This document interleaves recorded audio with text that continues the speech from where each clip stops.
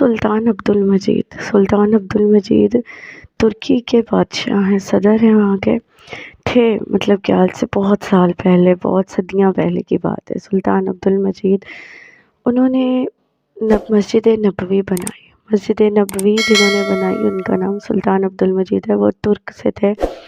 تو انہوں نے دنیا بھر کے سارے کاریگر اکٹھے کیے، جتنے بھی کاریگر تھے دنیا میں انہوں نے سب اکٹھے کیے اور ان سب کو استنبول میں رکھا۔ استنبول میں ایک بستی میں ان سب کو رکھا اور ان کو کہا کہ اپنے بچوں کو قرآن کا حافظ بناؤ اور اپنا ہنر سکھاؤ۔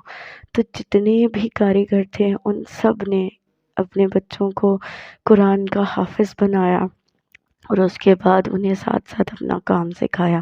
اور جب وہ کاریگر بن کر تیار ہو گئے اور قرآن کے حافظ ہو گئے، 30,000 حافظ تیار ہوئے تب اس وقت میں، تو سلطان عبد المجید نے پھر ان سب کو مدینہ بھیجا۔ مدینہ میں انہوں نے مدینہ شریف کا کام شروع کیا۔ مدینہ منورہ کا جب کام شروع ہوا تو وہ مدینہ پاک کے ایک ایک پتھر پر قرآن پڑا ہوا ہے۔ قرآن پڑا ہوا ہے ایک ایک پتھر پر جب مدینہ بنا، کیونکہ وہ جتنوں نے بنایا وہ سارے قرآن کے حافظ تھے اور جتنوں نے یہ کام کیا وہ سب قرآن کے حافظ تھے۔ اور وہ جب کوئی پتھر لگاتے اور پتھر کوئی تھوڑا سا بھی بڑا ہوتا تو وہ اس پر نشان لگاتے اور نشان لگا کر اسے وہاں لے کر جاتے جس بستی میں وہ خود رہتے تھے اور وہاں سے تراش کر اس پتھر کو لا کر پھر مدینہ میں لگاتے۔ کیوں؟ اس لیے کہ میرے آقا صلوات و سلام کو تکلیف نہ پہنچے، وہ ٹھک ٹھک کی آواز سے میرے آقا صلوات و سلام کو کوئی بھی تکلیف نہ پہنچے۔ تو یہ مسجد نبوی میرے آقا صلوات و سلام کا روضہ مبارک سلطان عبد المجید نے بنایا۔ یہ بھی میں نے دیکھا ہے کہ وہ آقا صلوات و سلام سے بہت زیادہ محبت کرتے تھے، بہت زیادہ محبت کرتے تھے، کہ اتنا تھا کہ ایک دفعہ ایک بندہ ان کے پاس آیا اور آ کر کہنے لگا کہ میرے خواب میں رسول اللہ آئے تھے، انہوں نے اس کو دولت دی، آگے اس کی بات نہیں سنی۔ پھر اس نے جب کہا اشرفیوں کی بھری ایک تھیلی اٹھا کر دے دی۔ پھر جب اس بندے نے کہا سلطان عبد المجید سے کہ میرے خواب میں آقا صلوات و سلام آئے تھے، انہوں نے پھر اگلی بات نہیں سنی، پھر ایک اشرفیوں کی تھیلی اٹھا کر اس کو دے دی۔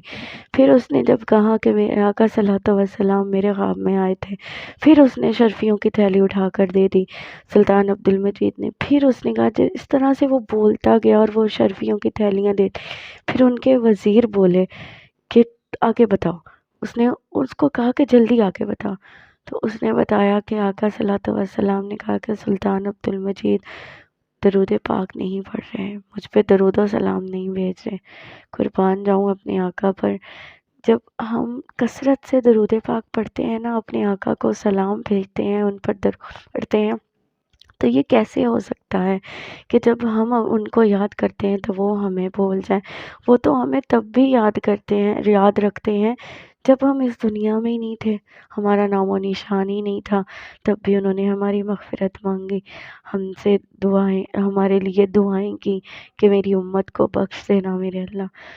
تو اس طرح سے سلطان عبد المجید نے اپنی بہت ساری دولت اس بندے کو دے دی، اور اس بندے پہ قرض تھا، وہ قرض تھا تو اس کا وہ بھی اتر گیا۔ انہوں نے صرف آقا صلی اللہ علیہ وسلم کا نام سنا اور وہ اپنی دولت لوٹاتے گئے۔ پھر سلطان عبد المجید نے اپنے جو وزیر تھا اس سے پوچھا کہ تم نے مجھے روکا کیوں؟ اس نے کہا کہ بادشاہ سے کہا سلطان عبد المجید سے کہ مجھے ڈر تھا کہ کہیں آپ اپنی ساری دولت ہی نہ لوٹا دیں۔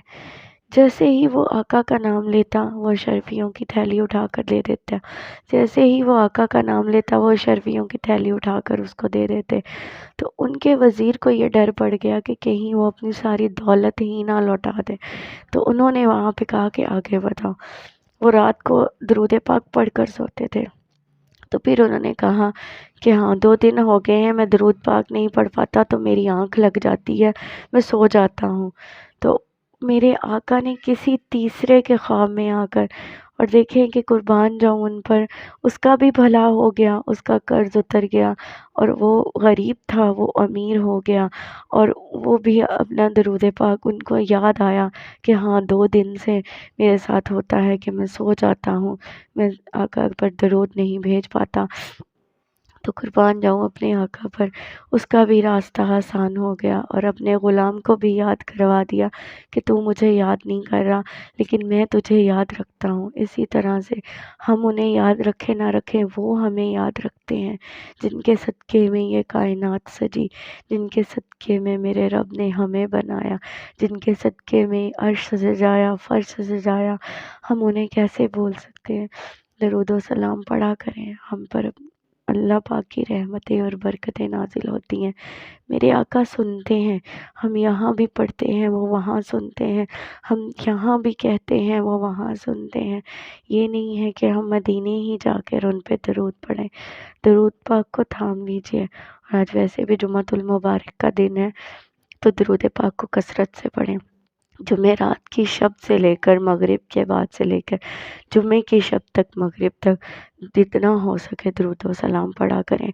چلتے پھرتے اٹھتے بیٹھتے آقا پر درود بھیجے، جتنا ہم درود پڑھیں گے اتنی ہم پر رحمتیں برسیں گی، اللہ کا کرم برسے گا۔